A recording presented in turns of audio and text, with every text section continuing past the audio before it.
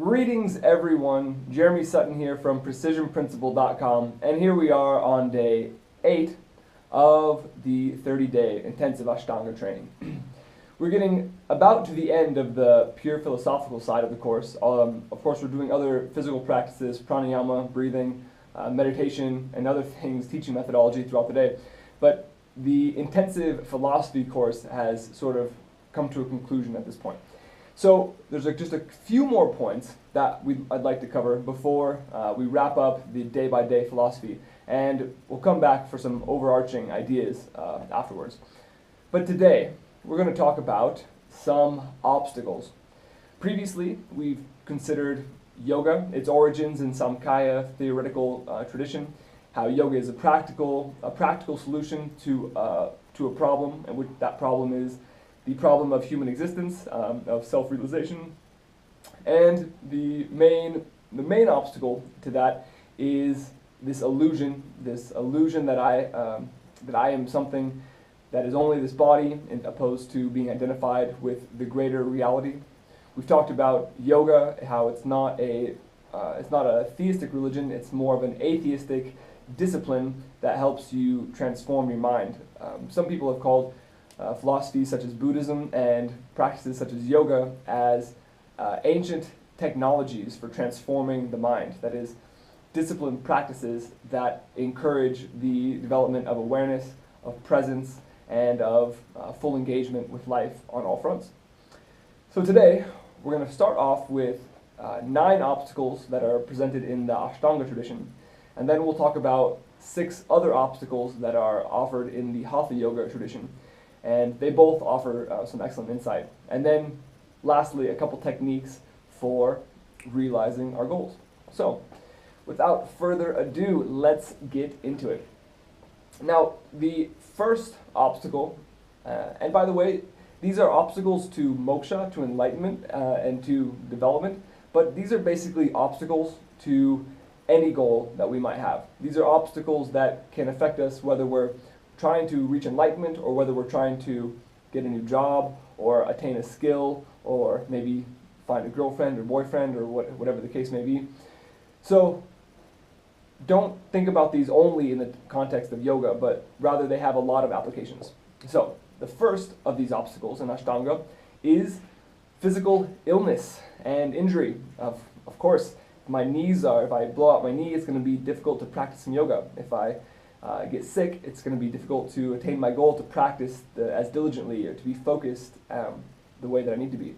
So, ultimately, these are obstacles to concentration, and concentration is an underlying ingredient to anything. So, physical illness is almost enough said. The second one is mental laziness or listlessness. Essentially, just thinking that, I don't have to do the practice today, or maybe not engaging, I'm here right now, but, maybe it's just too much energy to actually focus. I mean, I'm here, I'm in the conversation, I'm in the classroom, right? Isn't that enough? Well, this is an obstacle. If we're in the situation, we might as well take that one extra step to direct our attention and focus. This is the essence of the game. This is a short piece that I've written. The game, you can find it on PrecisionPrinciple.com if you're interested. But this is a technique, a little a lens that we can use to help us re-engage our concentration throughout anything in life. So this mental laziness is a major obstacle to our goals. Number 3 is doubt, or a lack of faith. And now, faith is often a really loaded term in the Western traditions, because people associate it with theistic religions, which it's true that theistic religions do ask for faith in that they have the correct answers, but the point is that everything actually requires faith. That is, if I want to get in shape, if I want to be able to do my yoga and eventually one day be able to put my head toward my knee, or I want to be able to sit in meditation long enough to have self-realization, then I need to have faith that this practice that I'm doing day in and day out, that this learning, that this knowledge that it takes a lot of effort to pursue, I need to have faith that this work is going to take me to where I want to go. Same thing, I want to buy a house. Well, I got to have faith that maybe this career, this job is the best way for me to get to that goal. Whatever it is, you got to have faith, basically, that what you're doing is going to take you to where you want to be. Now, there are a number of ways to drive that faith. I mean, for example, when I look at the instructor, the yogic instructor who I'm working with right now, he's 60 years old and is absolutely incredible. I mean, he's doing these handstands, from a handstand, bringing his feet all the way through without ever touching the ground, being in a cross-legged position with his hands on the ground, undoing his feet so they're straight, and then without touching the ground, moving all the way up into a handstand, and he's 60 years old. When I see this, and I know that he's been practicing yoga for 20 years now, and I can say, well, I have faith in this practice because it looks like it works. So you can have reasons to have faith in whatever you're doing as well. And also, he's not just physically impressive, he's also just a very calm, peaceful, and compassionate individual who's making his living through spreading knowledge, so it's a very admirable traits in all sense of the word. He's really living the yogic lifestyle. He embodies these principles very beautifully. So let's continue on. The next one is heedlessness, and this is sometimes arrogance, but also we might think of this as in the terms of priorities. We often can make unimportant things seem important, and while we let the important things go ahead as unimportant. So central to all of our happiness and well-being is our health and fitness, of course, is our mental well-being. This is some of the most important things in our lives. Maybe we have I have a fiance. We're going to get married next year. So a lot of us have partners, and it's commonly said that your partner in life is the one that you should be the most respectful to. You should be the most kind to. But it often turns out that these are the people we're most rude to. I think it's in a Hitchcock. There's a Hitchcock short about. I can't remember the topic, but throughout this, the husband gets very mad at his wife, and he asks a guy at the bar, why is it that we treat those that are dearest to us? Why do we treat them often the meanest? And the other guy says, well, probably because they're the only ones who'll take it from us. Anyone else, if we were that rude to, would leave us alone in a second, but only these close ones to us will actually put up with our nonsense. Well, that's the perfect example of making important things unimportant. That is, my partner is the most important person in my life, and so if I'm not making them actually be important, this is a mixing of my priorities, and this might be in the yoga practice. Maybe I go out drinking or whatever instead of doing my practice, or making the unimportant things more important. Everyone has to decide these priorities for themselves, but how often do we let a couple hours of Facebook get in the way of the fact that I haven't studied for 20 minutes that musical instrument that I wanted to play, or I haven't, that language that I want to learn, or that subject that I want to know about, or that skill I want to develop, but instead I'm wasting time on some site that's not really helping me that much. So that's the next one. Then we have physical laziness. This is just tiredness, and there's a lot that goes into this. If I have a low energy, I might feel lazy and not want to do my work.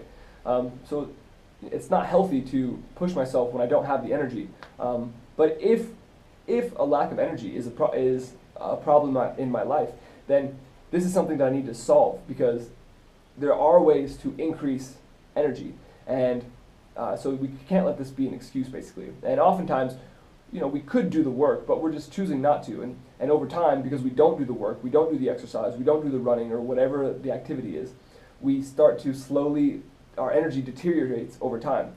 But if we were to push a little bit past our limits, we can get that energy back up, we can get that physical laziness to pass by. Again, this yoga instructor, Vijay is his name, and I mean, he's waking up at 4 in the morning and he's working till 7 at night, and has classes 6 days a week, and I'm sure he's got something else going on the 7th. His nephew is teaching a class 7 days a week. I ask him, when is your, when do you have time off? And he says, right now is May, and he says, well, in November I have 10 days off. So he's working 7 days a week till November. Now, I'm not saying that we should become workaholics. He's loving his job, and he's doing what he's doing something, he's living his purpose, and so it's easier for him to have energy. But the point is that physical laziness is obviously getting in our way a lot of the time. Next one is stubborn attachment. Stubborn attachment. What do I mean? Stubborn attachment in this sense is that, let's say that my routine is to do, I do my meditation in the morning. And I got 20 minutes every morning. That's the routine. I got to do my meditation. Well, for some reason today, I have to go into work early or whatever, and I missed my morning session of meditation. So I think, oh, well, I missed my morning session, so that's out the window. I guess I can't do it. Well, that's just stubborn attachment to a ritual. I don't have to do that in the morning. I could do that in the afternoon. Okay, so maybe I had to go into work early. So what? I couldn't do a meditation then, but that doesn't mean that it's okay just to skip it all day. But if I'm stubbornly attached to the idea of doing it in the morning, I say, well, I couldn't do it in the morning, so why should I do it at all? This is stubborn attachment, and this is getting in the way of our progress, because even if I do it in the afternoon, I could still make progress on this goal. Even if it's meditation, playing music, learning a language, whatever it is, learning a skill, you gotta be flexible. A lot of Eastern traditions relate to water. Water, it conforms to the ground, however the ground lays, it works itself around like that. Bruce Lee has a great line. He says, you have to be like water, essentially, is what he's saying. Water can flow or it can crash. You have to, water never holds still. You just got to keep on flowing. You got to go with the flow. You got to navigate the situation however it lies in front of you. So that's basically this right here. Next one is illusions and delusions. Now, the best way to explain this is there's a Eastern parable where a guy comes into a low-lit room and he sees a rope in the corner and he thinks it's a snake. That's an illusion, because you see something, but you think it's something else. That's an illusion. A delusion is where you come into the room and there's nothing there, but you think you see the snake. All right? So,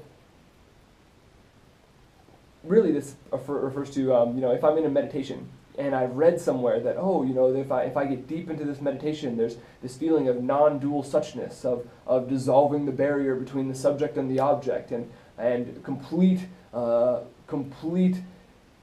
immersion, joining with the object of my meditation. Now I've read about this, right? And now I read it yesterday, and now I'm going to try it. And I meditate, and I feel it. There it is. I know it's there.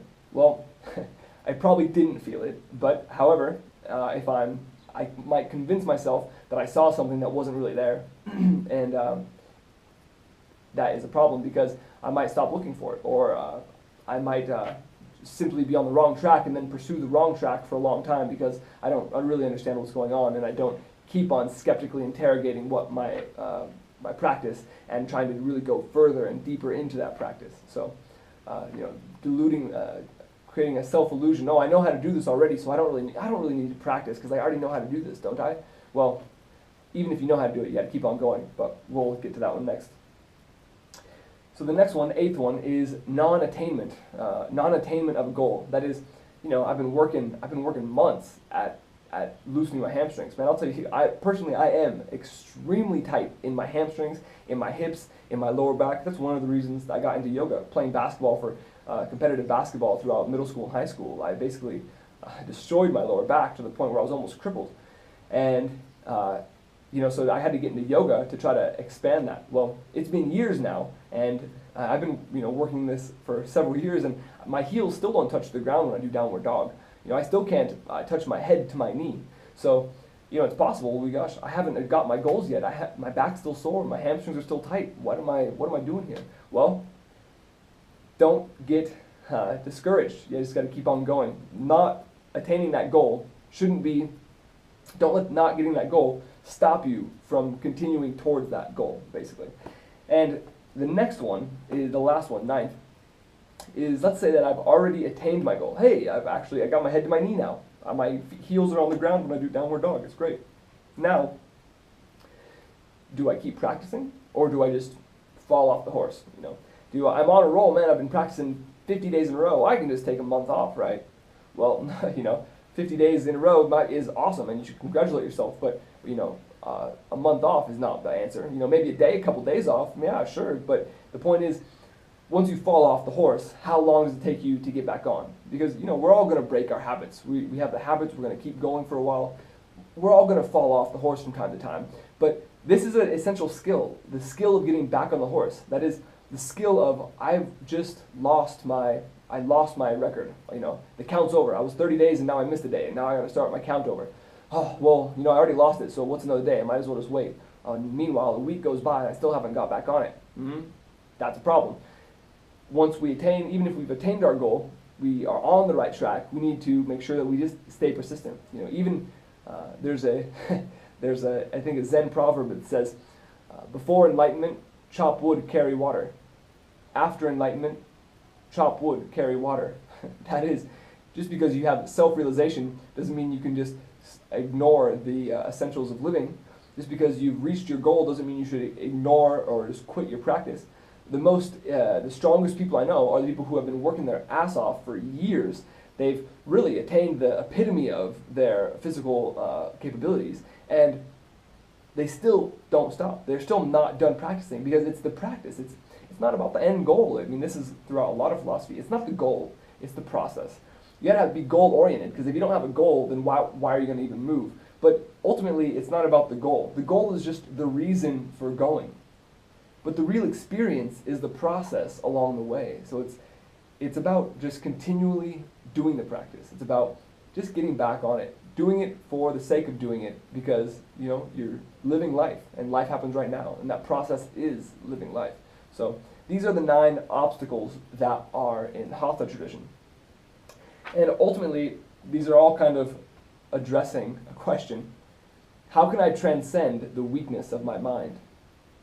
That is, I have flaws, I have so many things that I could work on. How do I transcend that weakness? How do I transcend my instinctual laziness, that bit to conserve all the energy I have, even though I haven't really done anything all day? Why am I conserving my energy when I've been sitting at a desk all day? And now if I've been at a desk all day, I need to go out and go for a walk. Maybe I need to go for a walk and listen to some audiobooks and do something that's going to improve my well-being. How do I transcend this instinctual urge to just laze about and really move myself towards my higher self, try to realize my purpose in life? I mean, not that I haven't a previously assigned purpose, but whatever I decide that my purpose is, what's moving me towards that? Or even if not even my purpose so profound, but my goals, what's moving me towards that? So how do I transcend the weakness of my mind? And ultimately, of course, the answer in this tradition is yoga, the eight limbs of yoga. In Buddhism, it would be the Eightfold Path, the middle way. How do I transcend the limitations of my mind? Practice. It's a process, and that's basically the way. So these are a little bit, seemingly a little bit more abstract, but the 6 obstacles presented in Hatha Yoga are actually very practical and very applicable, so we're going to go into those quickly now. So for the 6 obstacles given by the Hatha tradition, the first one, overeating, right? Gluttony.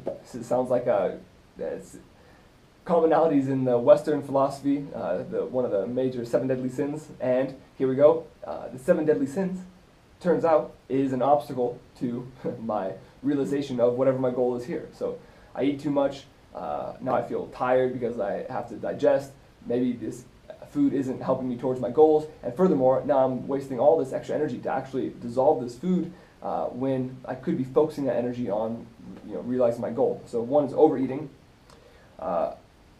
Number 2 is overexertion. That is working beyond the limits of my body, working so hard that now I'm just exhausted all the time. I mean, this is like classic workaholic syndrome is what we're talking about, where you have a new career and you love it, but then after 5 years you've been working your ass off 60 hours a week for a couple years in a row, and then bam, oh man, I'm exhausted, I'm burnt out, I don't even care about this goal anymore, right? So if you go at it too hard, again, you're not going to get what you want.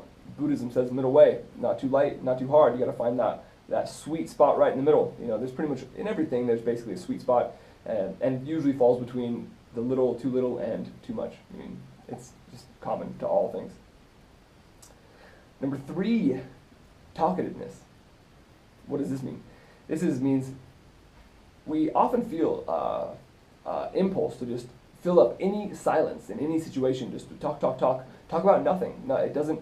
Talking about just the most obscure and useless and meaningless things sometimes, or sometimes just like bringing up problems from the past that are best just to be let go of. I mean, I'm not saying that we shouldn't talk about what's important to us, and we shouldn't talk about what if we've had problems in the past. Sometimes the best way to lighten the load is to a burden shared is a burden halved, some would say, and it can be a positive thing, but it's just this relentless talkativeness, this compulsion to talk, and instead of just contemplate, instead of just be present, instead of in a conversation, how about that? Even while you're in a conversation, just trying to come over the top of somebody else, just instead of listening and being present while the person is speaking, just trying to come right over the top and just thinking about what you're going to say next instead of actually listening to what the person has to say, digesting it, and then responding appropriately. So this is talkativeness. Then we have sticking to the rules. Sticking to the rules, and this is kind of funny. Is this encouraging social disobedience? Well, maybe. The point is that man was not made for rules. Rules were made for and by man. That is, we make rules to create guidelines about, to draw lines about, hey, you can do this, you can't do this. I mean, some rules, like laws, are good.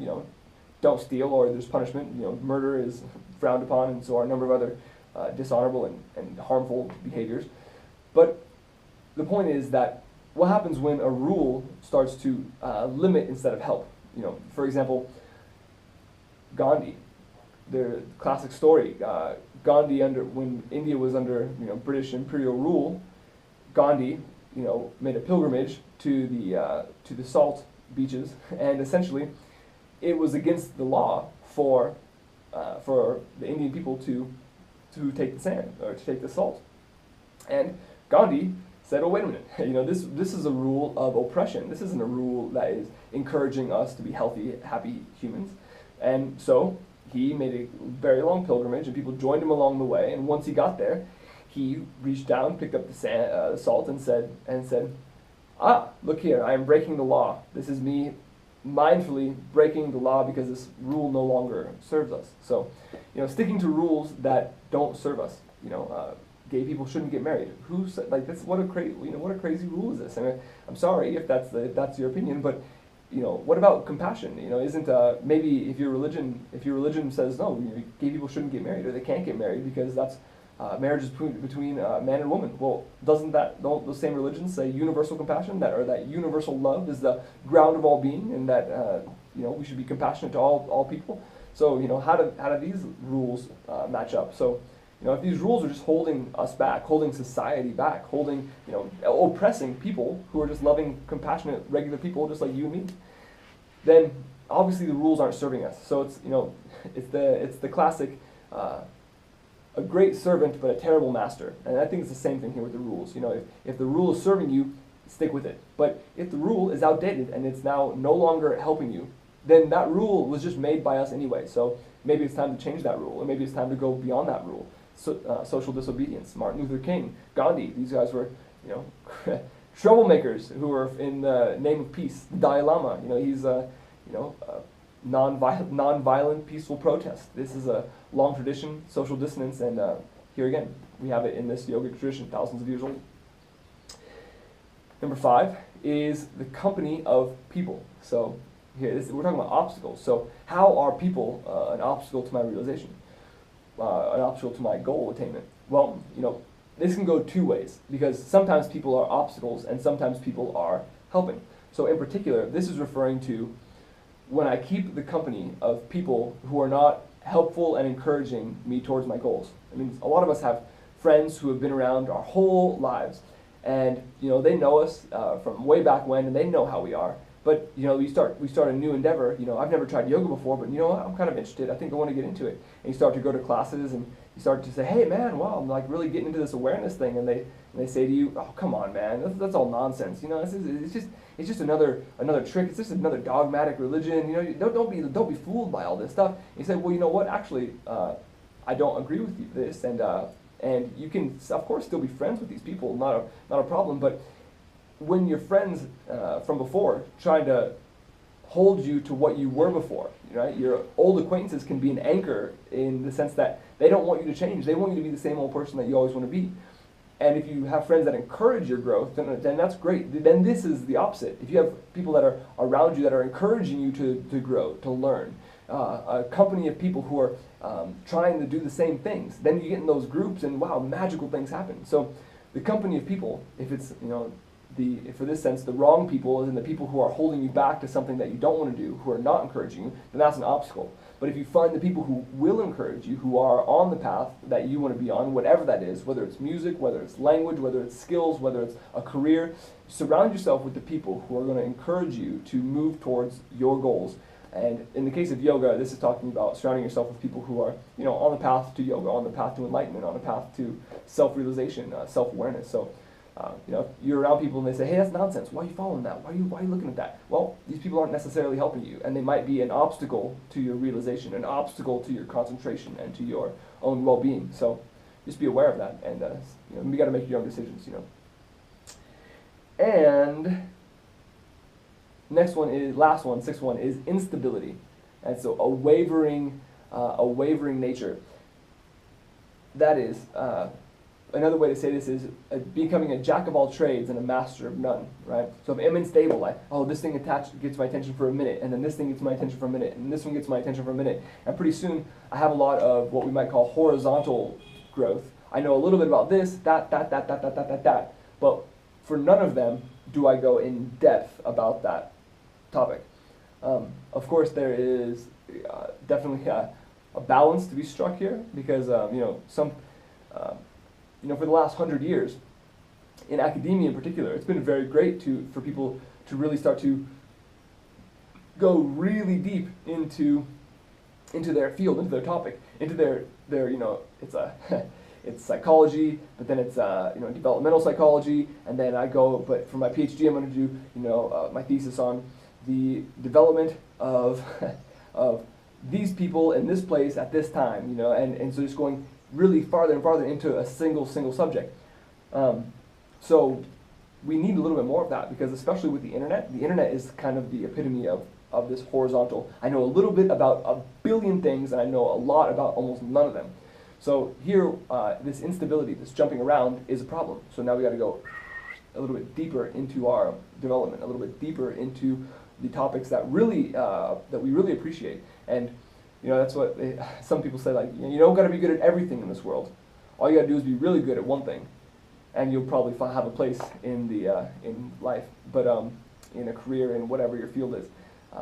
So yeah, there's definitely that sense that we got to go for depth of learning also, not simply breadth. So here we go. And lastly, we're just going to go quickly into two techniques for controlling the mind, two techniques for directing ourselves towards positive growth. So if those other things were the obstacles, what can we do to sort of keep on the contentment path, on the focus path? What can we do? Well, one is make the mind peaceful. So how do I relate to different things? So for example, they'll have a few things: friendship, compassion, delight, and indifference. All right. So here's the argument. When you have friendship leads to happiness. So when you have good friends, enjoy the happiness that comes with that. When on the next one is compassion. If you find people who are unhappy, people who are suffering, don't just necessarily run away from them. And you don't have to let them rain on your parade, but show compassion to them. Now, this doesn't mean that you just take pity. Oh, I feel so sorry for you. No, this is different. This is more like empathy. Have compassion with passion, with feeling, right? So engage people with empathy when they're suffering. If you see happiness, move towards them as friends. If you see suffering, move towards them with compassion. All right. And the next one, two are for vices and virtues.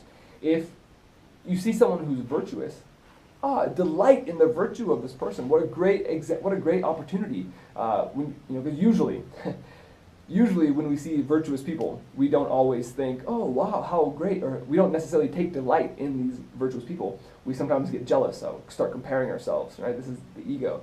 Oh wow, oh maybe they're good at this, but look at all these bad things about them. So instead of delighting at the virtue that this person has, delighting at, wow, look at his amazing work ethic. Look how strong he is. Look how intelligent this person is. Look how talented or how dedicated this person is to the music or the arts.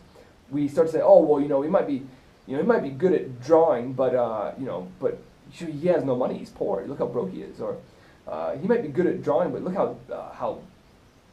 how mean he is to all these people. So the point is, just delight in the virtues. And with the vices, this person's mean to people. Go with the vices with a bit of indifference.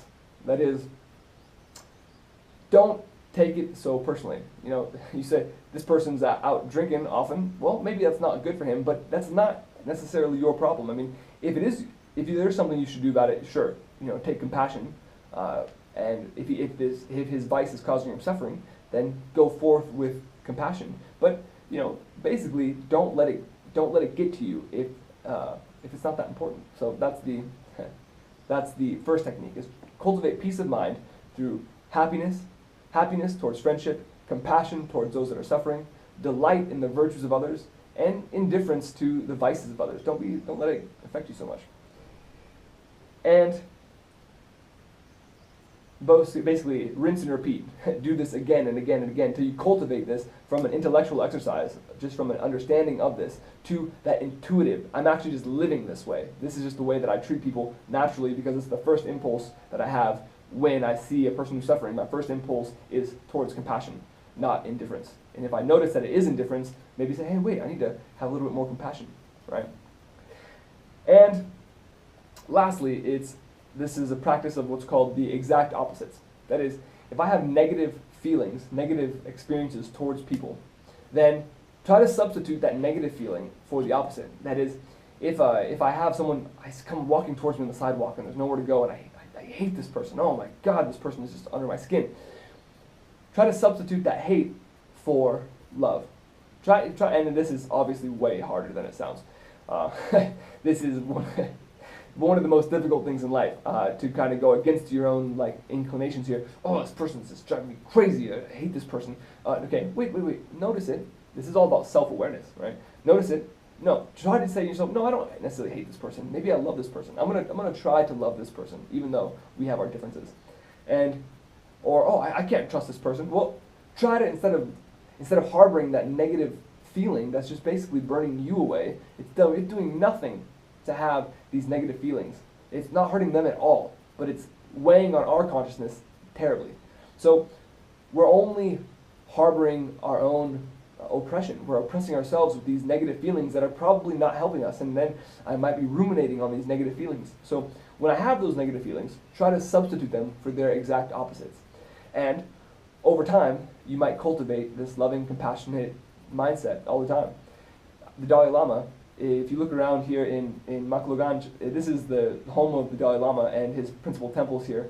And every single restaurant, every single place that you go, all the Tibetan cultural places, they all have the Dalai Lama and a bunch of his quotes. If you don't know, the Dalai Lama has written something over, I can't remember, it's definitely over 80 books, maybe as many as 100 books. And a very common theme in his work is compassion, compassion, compassion. So he is one of the happiest, most well-rounded, people with the highest quality of well-being, happiness, who exist on the planet. So let's take this advice from a very compassionate, very loving person, and also from Patanjali, the Yoga Sutras, and here we are, and ancient philosophy, that compassion. Substitute these positive emotions for the negative ones.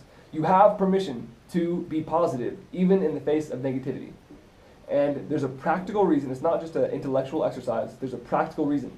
It's going to increase your well-being. It's going to increase your happiness to cultivate these positive qualities. And harboring the negative things is not going to help you at all. People might say, "Oh, but aren't I just being delusional? Aren't I just ignoring the bad things in my life and pretending they don't exist?" No. We're acknowledging that we have things that in our life that are less than ideal, less than perfect, things that we might want to change. But we're taking our prerogative to do something about that, to move towards the more compassionate choice, to move towards the more positive choice, because it's what's good for us. It's good for us to be healthy. It's good for us to be happy. It's good for us to be positive, loving people. And it's good for everyone else as well.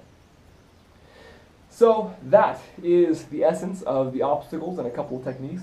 I would like to thank you for joining me. If you've been enjoying these videos, please go ahead and click subscribe down below. You'll get all the updates as they come out.